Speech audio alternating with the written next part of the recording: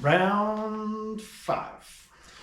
Today we're heading to Westport Sand Lake. We're heading to a friend's house, and he says we're going to catch fish. Let's hope we do. Stay tuned.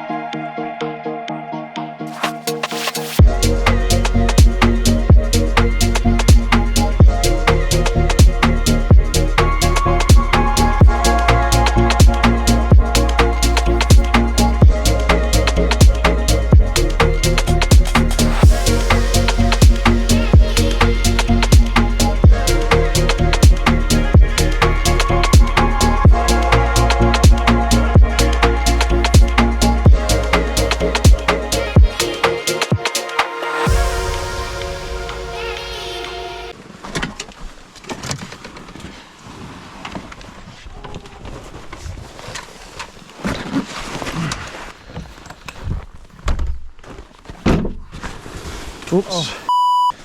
What the heck? Anywhere as good as me. Alright, let's do it.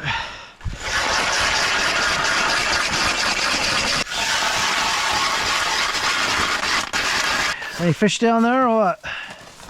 Alright, ladies and gentlemen, we have a new star of the show in this week's episode. We have got ourselves a fish finder. This is the Humminbird Power... What is this called? The Humminbird Power Max 160. Hopefully we'll see some fish on this bad boy. Let's give it a shot. Yeah, so this was given to Brad by his dad. Yeah. And we don't know how to use it. And it's supposed to be used on boats. Yeah. But Brad's rigged up a way to hopefully use it. Yeah, so what I did here is, really quickly, what's supposed to happen is this has typically a little suction cup thing that you screw on here.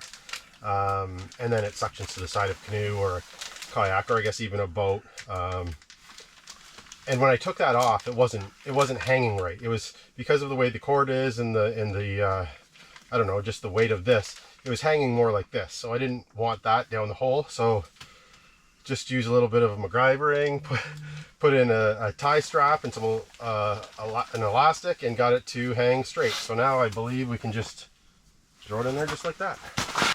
So for today's flavor lure, I'm going to be using this jig with one of these on the end of it, a little minnow type deal. I was going to get live bait, but decided against that. Let's try these out, see if they work, and we'll go from there. So that's what it's going to look like.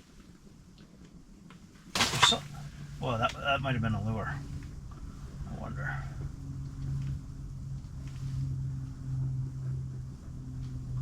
And that looks like a fish right there. Yes, it does. Or a school of fish. But I don't get why they're so high. Might be ice.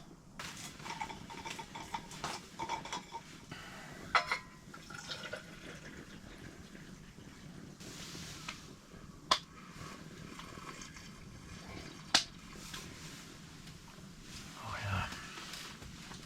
Oh, it's tasty. Well, boys and girls, we're over the 1 hour mark, and we have not caught anything yet. But as you've noticed, we do, and as we mentioned earlier in the episode, we do have a fish finder now. So not only have we not caught anything, but we also have not seen anything. No, nothing. There's no fish down there yet. So do we get up and move, or do we stick it out? That's what we're only an hour in, so we should probably be a little more patient. But at this point in time, if there's some decent fishermen watching, throw in the comments, what would you do at this point in time? You stick it out longer, or do you decide to move because you haven't seen a single fish? Zesty cheese.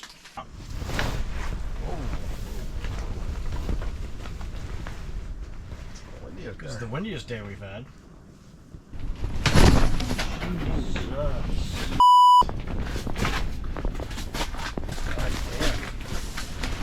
Probably collapsed in.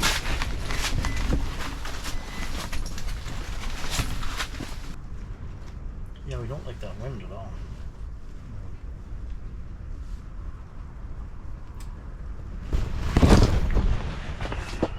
That's getting a little bit.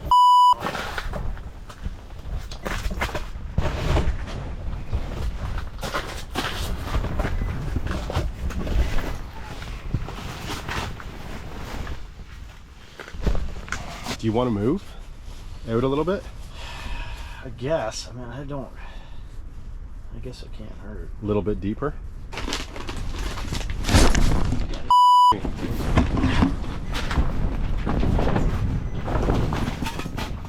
When I was looking at the charts, so if you go out a little bit further, Yeah. the problem is I don't know exactly how far. I'm going to say not that far, maybe another 75 feet. It might be a little bit of shelter for fish hanging out there. Yeah. Well, this ain't working. Let's go find a new fishing hole. All right, so we're gonna go for a little walk.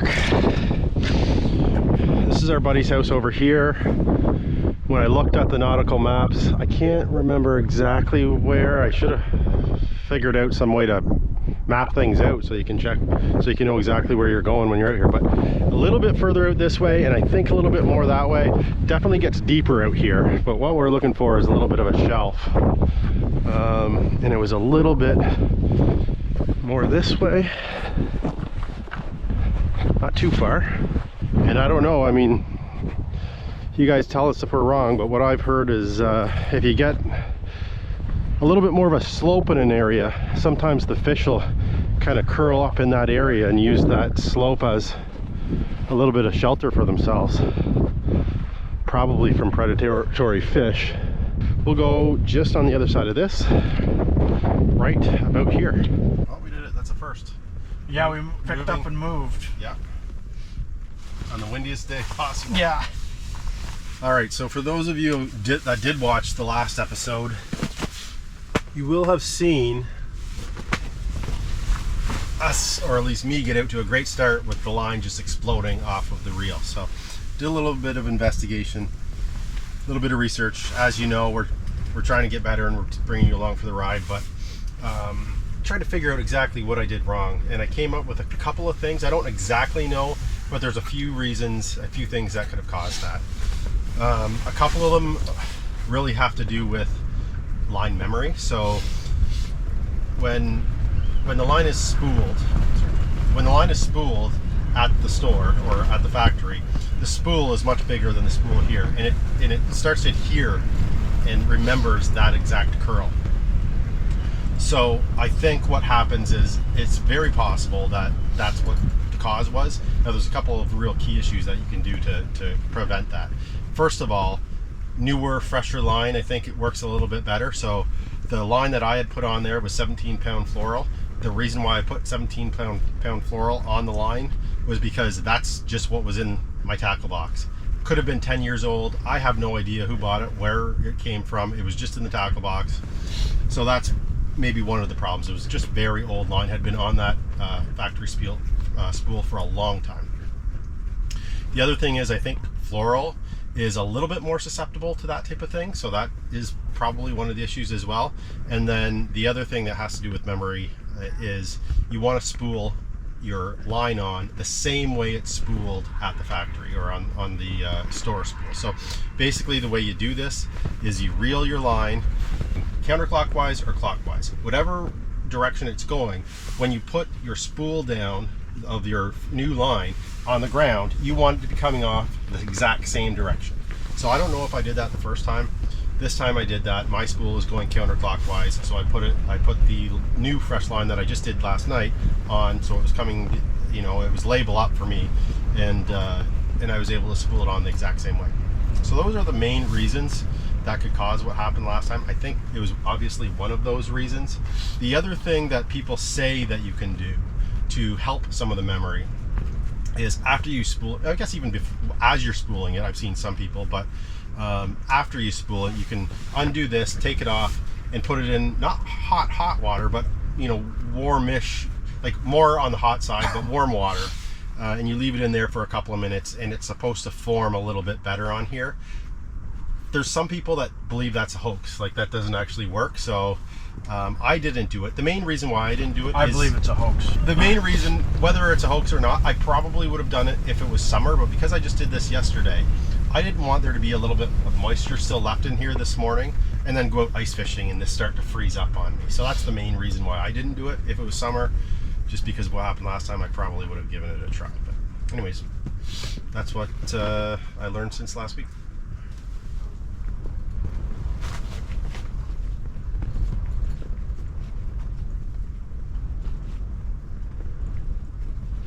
I think we should call it. Right now, Might as well. I don't think it's...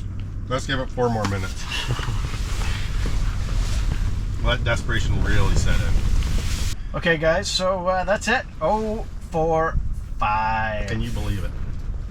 Even with the fish finder, that didn't help. We didn't see many, if any, fish on it. Yeah, it's almost a loss for words at this point, but yeah, we're not going to give up. No. I mean, we're starting to run out of time. It's going to start warming up here soon, so hopefully we can catch something before the ice fishing season is gone. So stay tuned. We're going to keep trying. That's all we can do. Thanks for watching. Rain.